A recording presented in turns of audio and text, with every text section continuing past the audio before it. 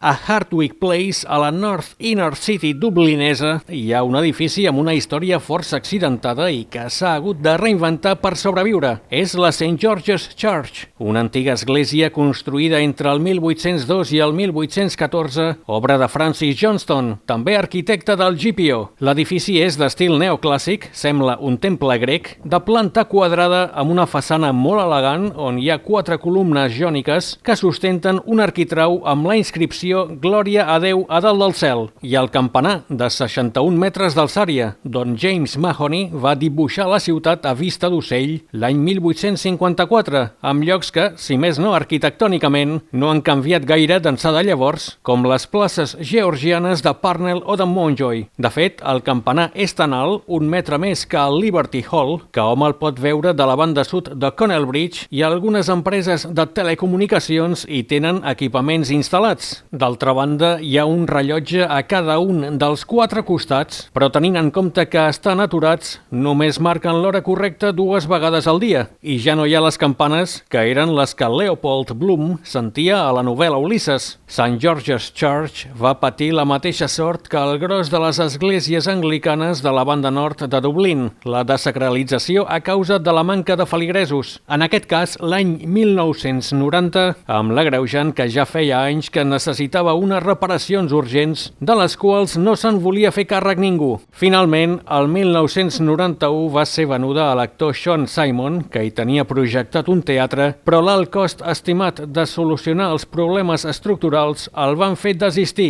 De fet, durant els seus més de 200 anys d'història, el campanar ha estat envoltat de bastides en moltes ocasions a fi d'evitar que en caiguessin trossos. Amb tot, al setembre del 1996 va obrir com a discoteca, anomenada The Temple Theatre, això sí, després de treure 14 cossos que hi havia enterrats a la cripta, un espai que va esdevenir un dels llocs amb més rauxa del nightclub, que era un dels més cools de Dublín en aquella època, amb visites de DJs de renom, com Mauro Picotto. La festa va durar 7 anys, acabant al setembre del 2003, sembla que de manera molt sobtada, perquè quan l'arquitecte designat pel nou propietari va presentar-s'hi per a iniciar un projecte de conversió de l'edifici en oficines, encara hi havia els gots mig plens de cervesa de la darrera festa, cosa que va causar estupefacció fins i tot a les cares de pedra que hi ha a la façana davantera. Per contra, a la de la façana del darrere sembla que s'ho va agafar amb resignació. Després, entre el 2005 i el 2008, el despatx Joseph Doyle Architects va restaurar l'antiga església, convertint-la en oficines, tot i que va costar Déu i ajuda a llogar-les perquè el rètol informatiu va romandre a la façana durant molts anys. Finalment, el 2015, l'Hospital Infantil de Temple Street, que és al costat, va signar un contracte de lloguer per 10 anys a 225.000 euros anuals.